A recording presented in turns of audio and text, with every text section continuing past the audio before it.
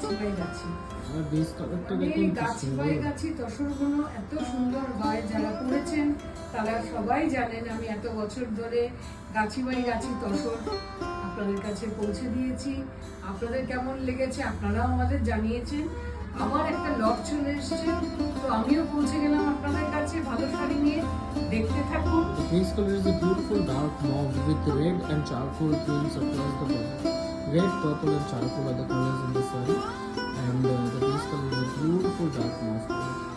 It is absolutely stunning. It looks really nice. When you drape it, it looks really nice. The blouse piece is also very different. It has 3 prints printed এটা on the হচ্ছে saree. আঁচলটা। এবার আমরা চলে আসছি আপনাদের কাছে blouse পিসটা নিয়ে।